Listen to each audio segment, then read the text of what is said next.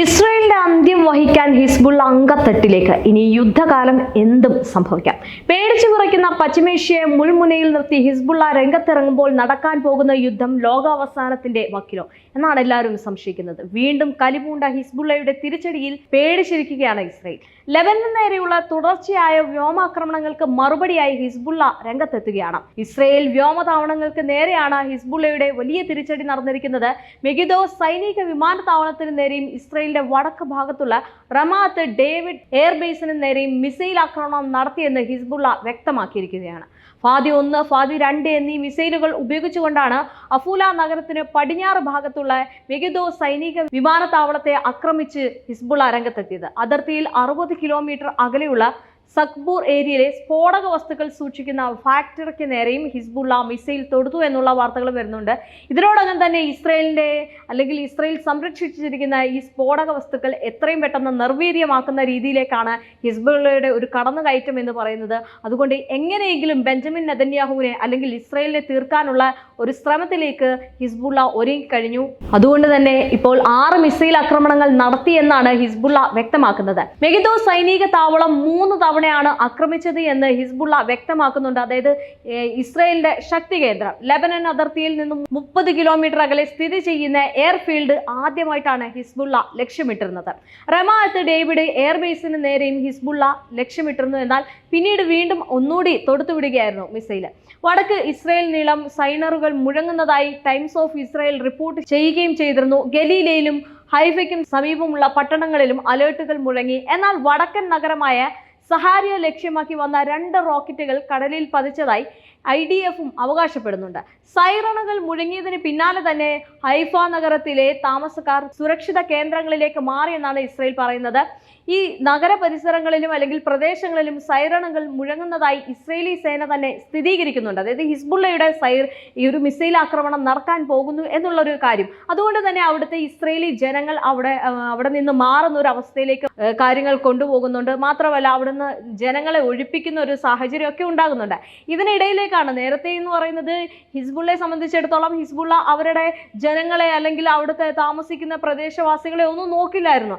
അവർക്ക് സുരക്ഷിത ആകുന്ന രീതിയിലായിരുന്നു ഇസ്രായേലിലേക്ക് അവരൊരു മിസൈൽ തൊടുത്തുവിടുന്നത്. എന്നാൽ ഇത്തവണ ഇനിയിപ്പോൾ ഇത്രയും വ്യോമാക്രമണം ലെബനിലേക്ക് നടത്തിയിരിക്കുന്ന ഇസ്രായേലിനെ കലിപൂണ്ട് നിൽക്കുന്ന ഹിസ്ബുള്ള ഏത് നിമിഷം എങ്ങനെ വേണമെങ്കിലും അതിനെ തീർക്കുന്ന രീതിയിലേക്ക് മാറിയിരിക്കാം.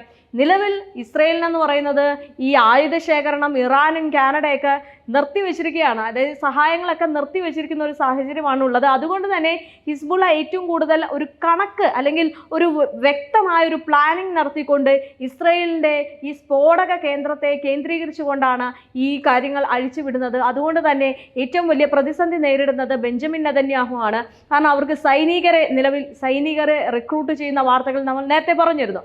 സൈനികർ കുറയുന്നു, അവരുടെ ആയുധ ശേഖരണം കുറയുന്നു, മറ്റ് രാജ്യങ്ങൾ അവരിൽ നിന്നുള്ള സഹായങ്ങൾ പിൻവലിക്കുന്നു എന്നുള്ള രീതിയിലേക്ക് പോയിട്ടുണ്ട്.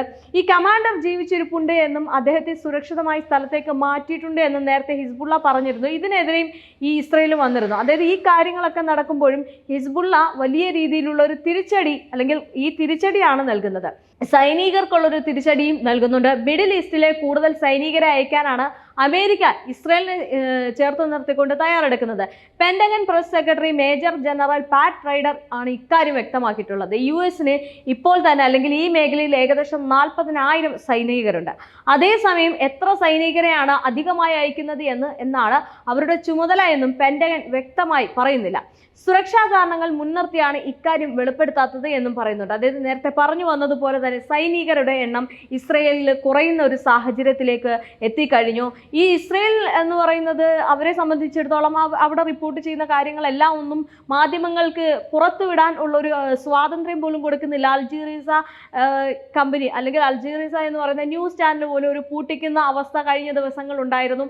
അതായത് ഇസ്രായേലിൽ നടക്കുന്ന അല്ലെങ്കിൽ ഹിസ്ബുള്ള തൊടുത്തുവിടുന്നതിൽ എത്ര പേർ മരിക്കുന്നു, ഇസ്രായേൽ ജനങ്ങൾ മരിക്കുന്നുണ്ടോ ഇല്ലയോ എന്നുള്ള ഒരു കണക്കൊന്നും ഇവർ പുറം രാജ്യങ്ങൾ അല്ലെങ്കിൽ മറ്റ് ആൾക്കാർ കാണുന്ന രീതിയിലേക്കുള്ള റിപ്പോർട്ടൊന്നും പുറത്തു വിടുന്നില്ല. കാരണം അത് അവരുടെ ഒരു വ്യക്തിപരമായിട്ടുള്ള കാര്യങ്ങൾ കാര്യങ്ങളിലേക്ക് തന്നെ ഒതുക്കി വെക്കുകയാണ്. എന്തുകൊണ്ടാണെന്ന് ചോദിച്ചു കഴിഞ്ഞാൽ അവർ എല്ലാ രാജ്യങ്ങൾക്ക് മുമ്പിലും ഞങ്ങൾ മുന്നേ അല്ലെങ്കിൽ ഞങ്ങൾ ജയിച്ചു എന്ന വരുത്തി തീർക്കാൻ വേണ്ടിയിട്ട് ഒരുങ്ങുന്ന ഒരു കാര്യമാണ്. പക്ഷേ സത്യത്തിൽ ഈ ഹിസ്ബുള്ളയുടെ ആക്രമണത്തിൽ അവിടെ മരിക്കുന്നവരുമുണ്ട്, വലിയ രീതിയിലുള്ള നാശനഷ്ടങ്ങൾ സംഭവിക്കുന്നതുമുണ്ട്. ഇതിനിടയിലാണ് ഏറ്റവും കൂടുതൽ വെല്ലുവിളി നേരിടുന്നത് ഈ സൈനിക റിക്രൂട്ട്മെന്റിലും പിന്നെ ആയുധ ശേഖരണത്തിലും. ഈ ഒരു രണ്ട് കാര്യം മുൻനിർത്തിക്കൊണ്ടാണ് ഹിസ്ബുള്ള ഏറ്റവും വലിയൊരു തിരിച്ചടി ഇപ്പോൾ ഇസ്രയേലിലേക്ക് നടത്തിയിരിക്കുന്നത്. ഇനി വേറൊരു കാര്യം പറയുകയാണെങ്കിൽ ഈ വ്യാപകമായ ആക്രമണം തുടരുന്നത് പ്രദേശത്തെ സംഘർഷത്തിലേക്ക് നയിക്കുമെന്നാണ് ഐക്യരാഷ്ട്ര സംഘടന പറയുന്നത്. ലെബനാനിൽ നടക്കുന്ന സംഘർഷം മുഴുവൻ മേഖലയിലേക്കും വ്യാപിപ്പിക്കാനുള്ള സാധ്യതയുണ്ട് എന്ന് പറയുന്നുണ്ട്. ഹിസ്ബുള്ളയ്ക്ക് ഒറ്റയ്ക്ക് ഇസ്രയേലിനെ നേരിടാനാകില്ല എന്നും പാശ്ചാത്യ രാജ്യങ്ങളും യൂറോപ്യൻ രാജ്യങ്ങളും അമേരിക്കയും സംരക്ഷിക്കുകയും പിന്തുണയ്ക്കുകയും ചെയ്യുന്ന ഒരു രാജ്യത്തിനെതിരെ ഹിസ്ബുള്ളയ്ക്ക് ഒറ്റയ്ക്ക് പോരാടി ജയിക്കാനാകില്ല എന്ന് പറയുന്നുണ്ട്. എങ്കിലും ഇസ്രയേലിനെതിരെ ഇറാൻ പോലുള്ള രാജ്യങ്ങളും വരുന്നുണ്ട്. നമ്മൾ കഴിഞ്ഞ ദിവസം കണ്ടതാണ്, ഇറാൻ വലിയൊരു പിന്തുണ നൽകിക്കൊണ്ട് ഹിസ്ബുള്ളയുടെ ഒപ്പം അല്ലെങ്കിൽ ഹിസ്ബുള്ളയെ ചേർത്ത് നിർത്തിക്കൊണ്ട് വരുന്നത്. അതായത് ഹിസ്ബുള്ളയിലെ ലെവലിൽ വലിയ രീതിയിലുള്ള നാശനഷ്ടങ്ങൾ നിങ്ങൾ നടത്തുകയാണെങ്കിൽ ഞങ്ങളിൽ നിന്നും വലിയൊരു തിരിച്ചടി നിങ്ങൾ ഏൽക്കുമെന്ന് ഇറാൻ പ്രസിഡന്റിന്റെ വാക്കുകൾ കണ്ടതാണ്. അതായത് ബെഞ്ചമിൻ നെതന്യാഹുവിനെ വെല്ലുവിളിക്കുന്ന ഒരു സാഹചര്യം അവിടെ ഉണ്ടായിരിക്കുന്നത്.